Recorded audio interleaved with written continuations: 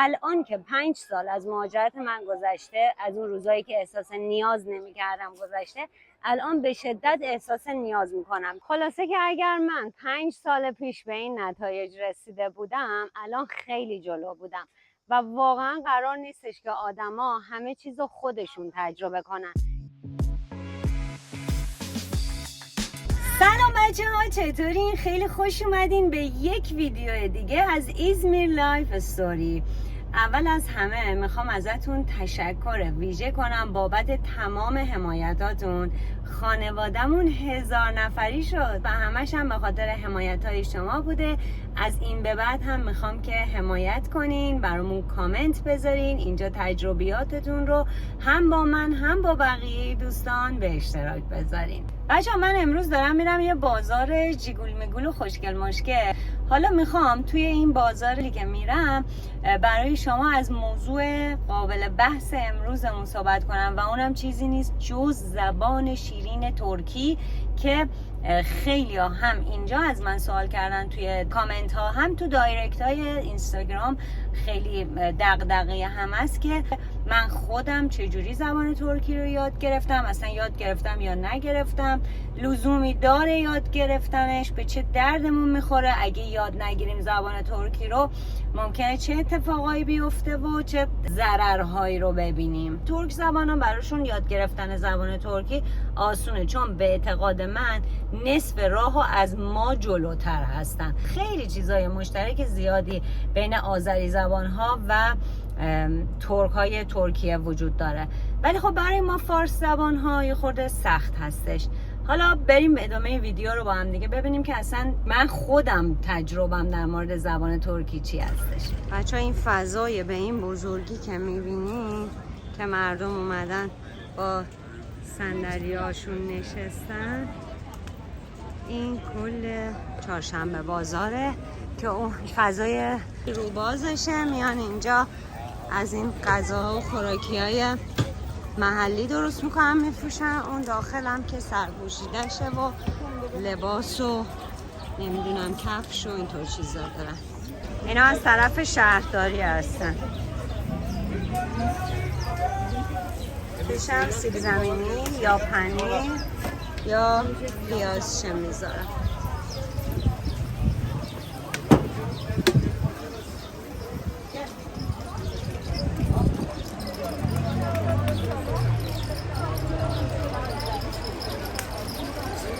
بچه ها گفته بودم بهتون که تو ویدیو قبلی که اینجا این مارک ها هم داره، یعنی مارک های نایک و آدیداس و اینا داره ولی فیک. الان اینا رو گذاشته 250 لیتر. همه تیما هم داره. اون ورش هم که میوه و سبزی و ایناست، این ورم که لباس زیر و زنونه و مردونه و تیشرت و همه چی، پولو، سیکه، تامی، لاکوست، اینا این طرف هستش. این خانوم هم همیشه از این سارما مثل دلمه خودمون میمونه که خونگیه، از اینا میفروشه که ازش خریدیم.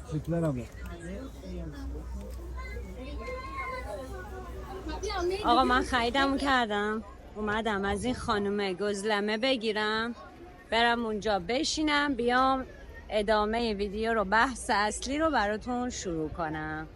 شاید از خیلی شنیده باشین یا تو فکر خودتون این باشه که آقا جون ما میریم توی محیط و زبان رو تو محیط یاد میگیریم. میخوام اینجا بهتون بگم که مثل من گول این حرف رو نخورین و خودتون رو با این حرف گول نزنین، به خاطر اینکه محیط زمانی به شما کمک میکنه که یا مدرسه برین یا سر کار برین یا دوست ترک داشته باشین یا بچه مدرسه‌ای داشته باشین که بخواین تکلیفای اونو بهش کمک کنین، یا اینکه تمام امور اداری و غیر اداریتون رو خودتون بخواین انجام بدین. اینکه بلندشی بری سوپرمارکت یه خریدی بکنی بگی من اینو میخوام من اونو میخوام، که میتونی اینو با پانتومیم که اینو میتونی با پانتومیم هم انجامش بدی، این واقعا تو محیط یاد گرفتن نمیشه و واقعا کمک زیادی بهتون نمیکنه. نمیگم اصلا کمک نمیکنه، ولی کمک زیادی نمیکنه. جامعه ای که بلندشی بری اتوبوس سوارشی، مترو سوارشی، چیزایی بهت یاد میده مثلا سلام و احوال پرسی و نمیدونم خرید روزانه و اینطور چیزای پیش پا افتاده رو بهت یاد میده. مخصوصا اگر با جماعت ایرانی مراوده داشته باشی. پس شما اگر دوستای ایرانی داشته باشین، با ایرانیا زیاد در ارتباط باشین، یا کارتون شغلتون مثل من بیشتر از 90% کارهای روزمرم با ایرانیاست، این باعث میشه که شما از زبان ترکی عقب بمونین. حالا قرار نیست اولش که میای مثلا خیلی حرفه‌ای و پرفکت بخوای حرف بزنی و صحبت کنی. یه ویدیو براتون درست کردم، حالا این بالا براتون میذارم ویدیو رو، در مورد کار بودش، در مورد کار آرایشگری و کلا اجازه کار گرفتن تو ترکیه بود که اونجا با یکی از آشناها من مصاحبه انجام دادم. اونجا تو این ویدیو گفت که واقعا زبان ترکی خیلی زیاد بلد نبود، اما تونست کار پیدا کنه، ولی برای ادامه دادن این کارش مجبوره که زبانش رو خوب بکنه. هر چی زبانش رو بهتر بکنه، بیشتر میتونه تو اون کاری که با ترکا انجام میده موفق تر باشه. دیگه از محسنات این که شما زبان یاد بگیری اینه که میتونی یه عالمه سوراخ سنبه های اون شهری که توش زندگی میکنی رو پیدا کنی. یه خرید ارزونی میخوای بکنی، میتونی بری اون مغازه ها و اون جاها و اون جاهای تفریحی رو پیدا کنی. کلا دونستن اون زبانی که میخوای بری بهش مهاجرت کنی به نفعته که توی اون شهر و کشوری که هستی بیشتر رشد بکنی، حالا چه کار بکنی چه کار نکنی.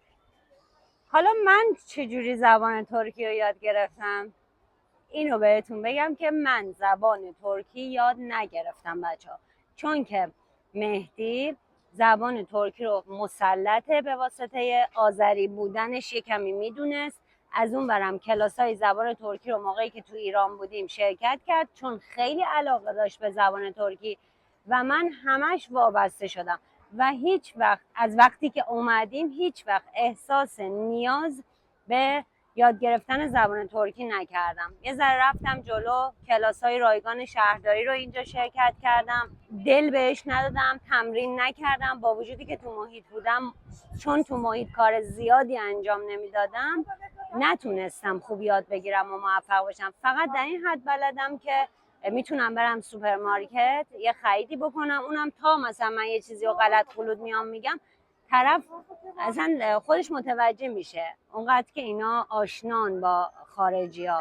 به خاطر همین براشون خیلی عجیب نیست و خودشون هم گیج نمیزنن، چون میدونن خارجی هم تا یه ایما اشاره میکنم یه تیکه از اون کلمه رو میگم، این خودش تا تاش میره و متوجه میشه.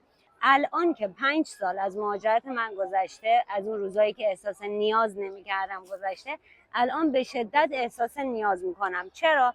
به خاطر اینکه الان بچه من زبان ترکی رو فول شده، پدرشم که بلده، تو خونه دائم دارم با هم ترکی صحبت میکنم و من نه تنها توی جامعه غریبم، تو خونه خودم هم غریبم. یعنی دائم باید از مهدی و محمود بپرسم که چی گفتین، چی شد، الان اون چی گفته تو، یعنی با اینام هی دارم ازشون میپرسم که چی میگین چی گفتم. یه اشکال دیگه هم اینه که الان خب پسر من بزرگ شده، دوستاش میان دم در دنبالش، میان خونمون با هم دیگه صحبت میکنن و من نمیفهمم اینا چی میگن. هر حرفی ممکنه زده بشه و من متوجه نمیشم. یا مثلا محبود داره تلویزیون نگاه میکنه، ترکی داره نگاه میکنه، یوتیوب داره نگاه میکنه، به زبان ترکی هستش.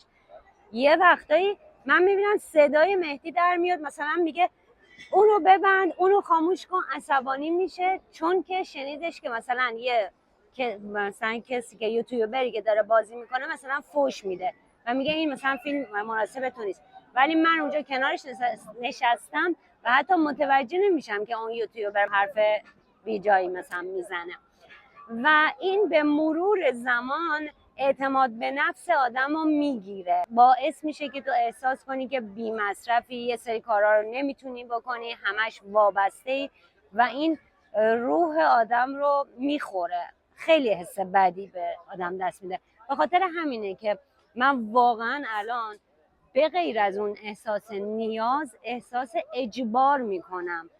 تا الان میگفتم من احتیاج ندارم زبان یاد بگیرم، و این چه زبونیه. دروغ چرا، واقعا شده بود که بگم این زبان قشنگی نیست، مثلا خوشم نیاد ازش، ولی الان دیگه قشنگ باشه، زشت باشه، نیاز داشته باشم نداشته باشم، مجبورم که یاد بگیرم و استارتش هم میخوام بزنم انشالله تعالی در آینده. قبلا هم استارتشو زده بودم، ولی چون تمرین نمیکردم، چون تلاش نمیکردم، به هیچ نتیجه نرسیدم. ازتون خواهش میکنم به هر کشوری که قصد مهاجرت دارین حتما زبانش رو یاد بگیرین. با این حرفایی که من دوست ندارم، خوشم نمیاد از زبان فلانجا، یا من حالا نمیخوام سر کار برم، برای چی باید یاد بگیرم، با این حرفا خودتون رو گول نزنین.